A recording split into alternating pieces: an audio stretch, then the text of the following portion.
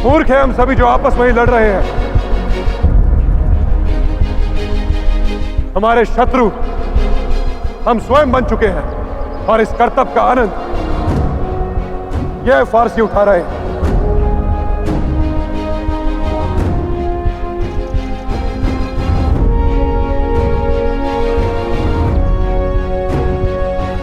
वर्षों पहले जो इस फारसी ने कहा था उसे आज आप सभी ने सत्य सिद्ध कर दिया है। इस फारसी के लिए पौरव राष्ट्र और तक्षशिला दो मुर्गे हैं जो केवल आपस में लड़ते रहते हैं। जो जीता वो इन फारसियों के दबदबे में और जो हारा वो इनके जबड़े में।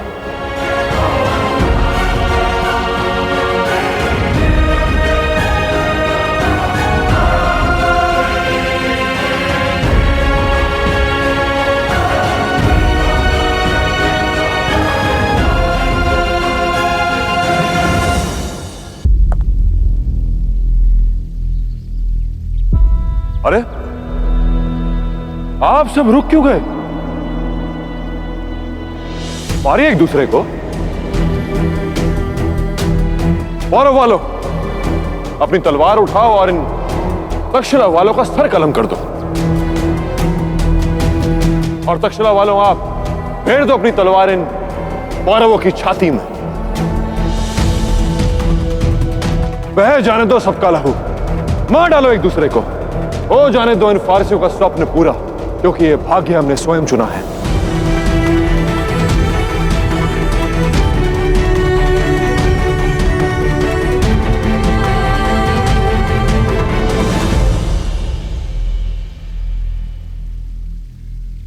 एक राजा वो जो दूर की सोचे, परंतु हमने उन्हें राजा चुना जो सामने खड़े शत्रु को नहीं पहचान पाया।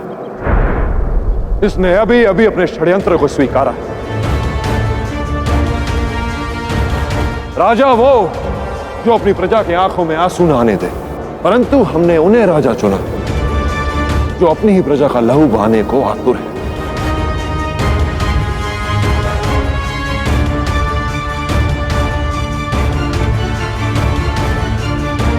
इसे इस समय एक होकर देश की रक्षा करनी चाहिए। वो एक दूसरे को मारने में लगे हुए हैं। और वो दस्यु जिनके जीवन का दूसरा नाम युद्ध और संकट है, वो स्वयं युद्ध से भाग रहे हैं।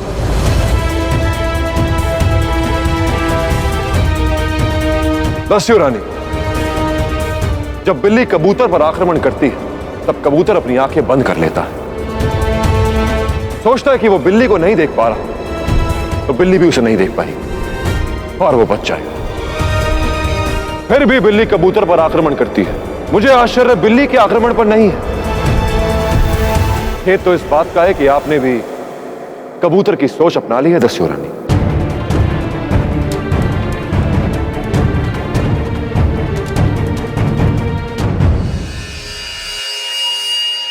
देख क्या रहे हैं महाराज अंबी? वो काम पूरा कीजिए जो इतने साल से अधूरा रह गया। अपने मुल्क की बेइज्जती का बदला लो। बड़ी सल्तनतों के तख्त लाशों के पायों पर खड़े किए जाते हैं। महाराज अंबे, आक्रमण कीजिए।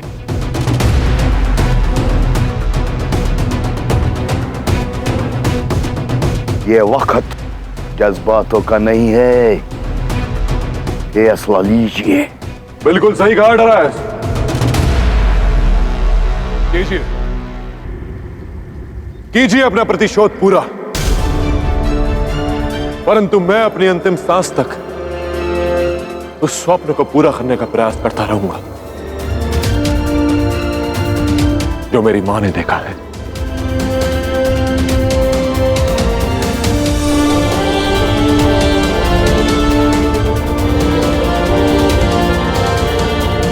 बुझाइए प्रतिशोध की आग, परंतु मैं अखंड भारत नाम की लौ को जलाए रखूंगा। मुझे द्रोही समझे या विद्रोही, दस्यु समझे या राजकुमार, मैं आप सभी के सामने खड़ा हूं। आप राजा होने का कर्तव्य निभाइए और मैं एक रक्षक होने का वचन निभाता हूं।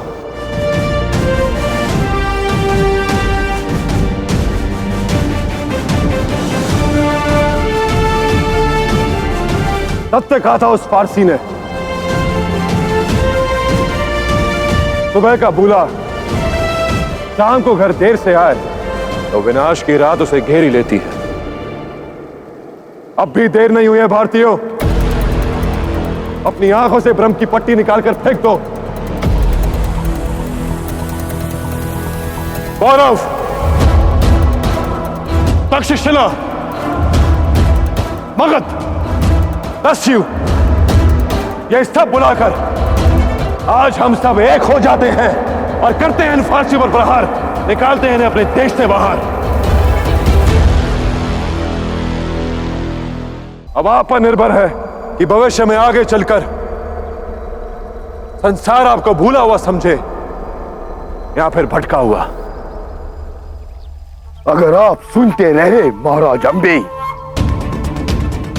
तो कहीं ऐसा ना हो कि आपकी फौज आपकी बात सुनना बंद कर दे।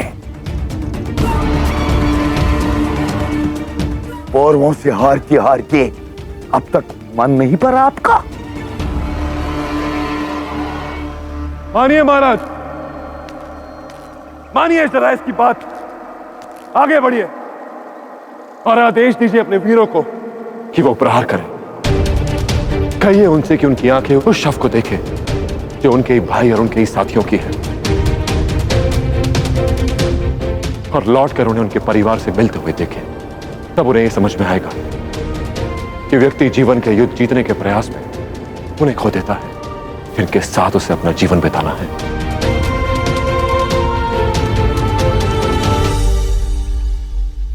महाराज अंबी,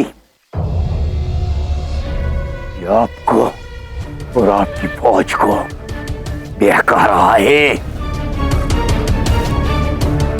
परसों के इंतकाम की प्यास बुझाने के लिए जाम सामने है। सामने केवल विनाश है अंबिराज श्री।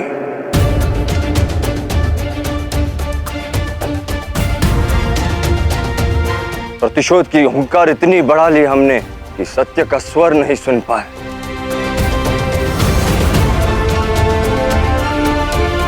बहरे हो गए थे हम, पर आज पुरु की पुकार ने हमें जगा दिया।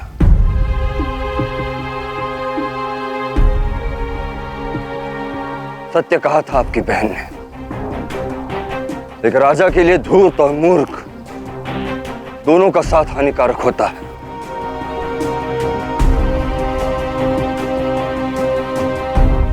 कब व्यापार से संबंधों की चमक लुप्त होकर सिक्कों की खनक बन गई, समझ ही नहीं पाए हम।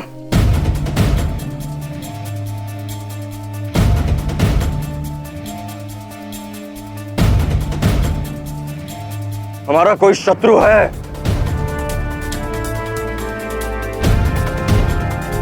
तो स्वयं हम और हमारी छोटी सोच। आज जब जिंदगी छोटी होने लगी तो सोच बड़ी करने की बात करते हो। उस दिन ये सोच कहां थी जब तक्षशिला की बेटी का अपमान किया? तक्षशिला की बेटी का अपमान याद है, पर भारत की बेटी का बलिदान नहीं।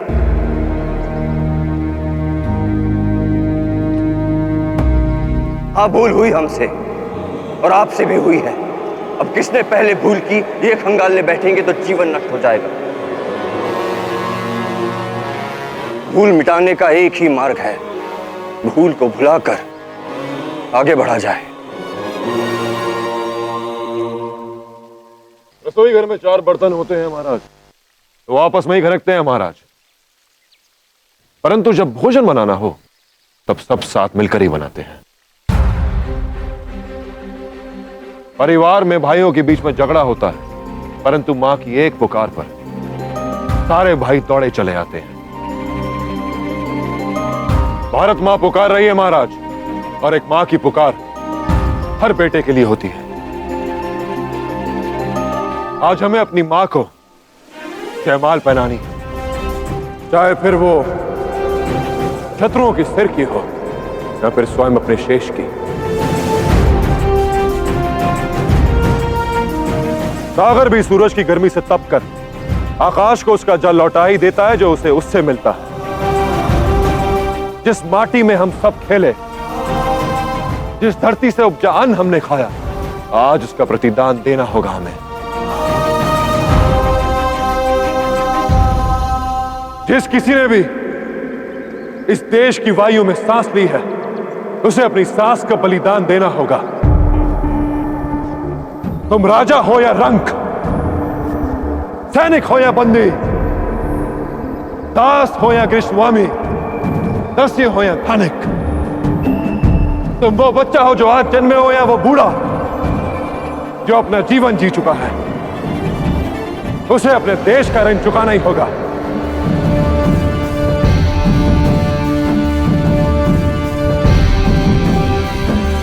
आज ना ही मैं पुरु हूं, ना ही तुम अम्मी कुमार, ना ही तुम हस्ती, और ना ही तुम लाची।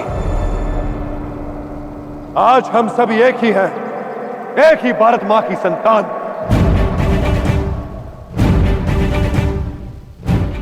और आज हम उसे उत्तर देंगे जिसने हमारी मां की आंचल पर पैर रखा। हमें अपने आने वाले पीढ़ी के लिए युद्ध करना होगा, ताकि वो स्वतंत्र भारत में अपनी आंखें खोले, दास बनकर नहीं,